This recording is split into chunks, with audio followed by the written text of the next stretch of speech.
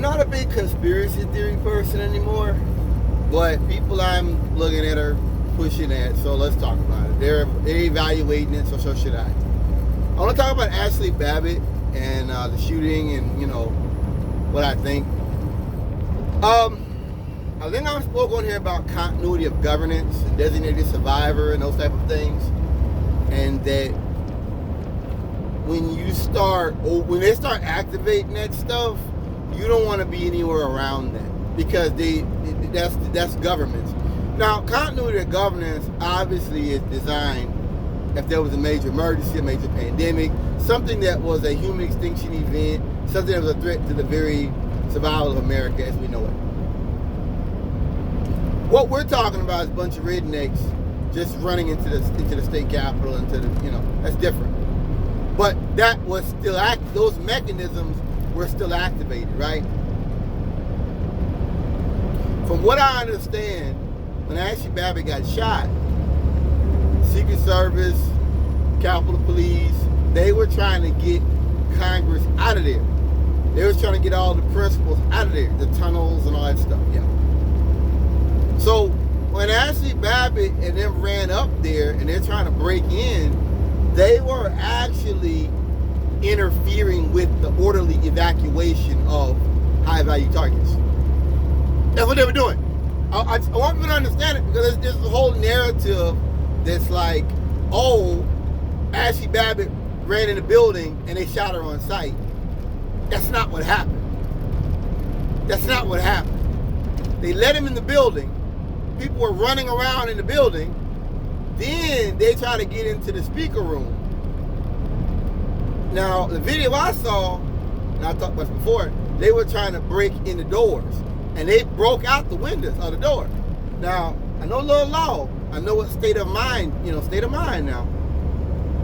If they're trying to evacuate high-value targets, and they've got their guns out, you're trying to break out the windows on the door while they're doing this.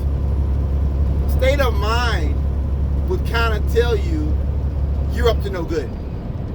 That what you're doing, this is no longer about hanging up flags and nooses and racist shit. This is now an attempt to interfere with the orderly evacuation of high-value targets. To do what? There's pictures of guys that had flexi cuffs. Guy had a taser. What's all that for? I'm sure some of them had guns. There's guys that were talking about guns on videos.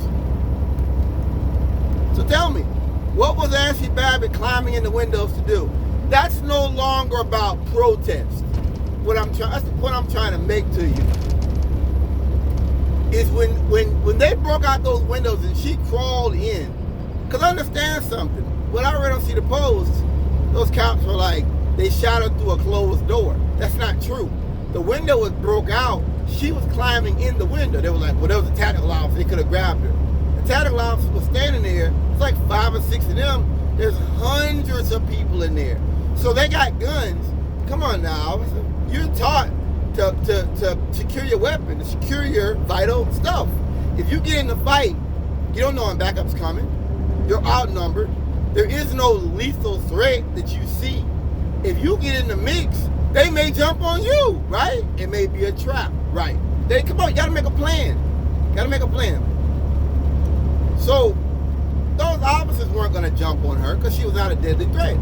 And she was not, you know what I mean? See, you have to understand that those guys have different jobs. You have to understand it. These are not normal police officers on the beat somewhere that shot a black guy in the back 7 times. We're not talking about that. We're talking about the orderly evacuation of high-level politicians after there's been an attempt to do a coup on the U.S. government. This is continuity of governance operations. And I guarantee you, there's probably something somewhere in some book somewhere, some doctrinal book that talks about holding at all costs. Now, obviously, the idea is getting them to a bunker, getting them to a place because America's been invaded, there's a nuclear war. But that's really what that's about, is a nuclear war, time of war type. It's not a time of war. It's a bunch of rednecks that are mad about the election who just wanted to go tear stuff up. So this was. Look. And when I was getting ready to do this video, for some reason I started thinking about something. Maybe Ashley Babbit was a decoy.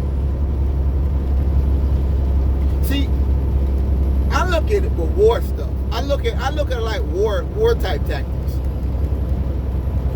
Sometimes you want to bait your enemy. Sometimes you want to feel them out because you may think you're only dealing with a few, but you may be dealing with a bunch of them in defilade that are hidden that you don't see. Yeah, that's why they tell you, like, they have like people on the rooftop and have machine guns, they'll put a blanket over it. You understand? Because you want to have operational security. You don't want the enemy to know what you're doing. You don't want the enemy to know your full capacity, your full potential, all your stuff. Maybe Ashley Babbit was, we're sending a woman up there with the mindset they won't shoot. You won't shoot. Because she, like I said, her butt she was in the door. I want you to understand something. She wasn't standing out the door making a bunch of noise. She climbed in the window when they shot her. Okay? And they were like, she's a girl. That bitch is like a 15-year Air Force, probably older than me. That bitch ain't no girl. That's a woman. But like I said, that's military tactics. That's military tactics. You want to feel your enemy out. Yeah, they got guns. Will they use them? Are they scared? Can we get them to just move out the way? Can we scare them? I believe that there could have been a massacre. And I believe that we could have had politicians taken as hostages. And I believe that could have happened. I believe the Capitol Police nearly averted something that could have been a whole lot worse. And I think the conservatives out here that are trying to downplay what happened, they know it looks bad. And I talked about this in a video earlier, that they're talking about property damage. And they're, oh, it's so bad they damaged some windows. No, cracker. The danger is you trying to take the U.S. government and you were stopped because the military did not stand with you. You're mad about that. But it was this, this is not about money. White folks want to make everything about money, and this is $100. This window was $250, and that man's arm got broken. That was this. And white folks want to make it ain't about money. It's about the spirit of the action. That's a terroristic act. This is a terroristic act motivated by the president, and this is an action that was designed to strike fear into the left.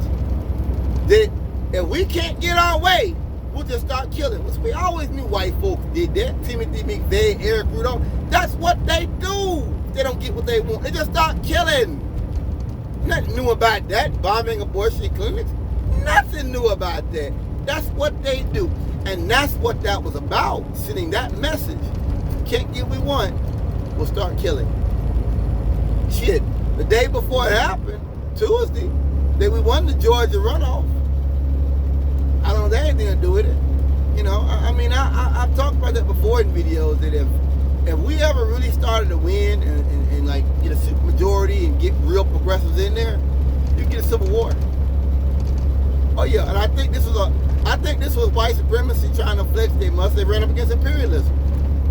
That's what it was. Not that the system doesn't like them, but that the system will not allow that to take place. That's what happened.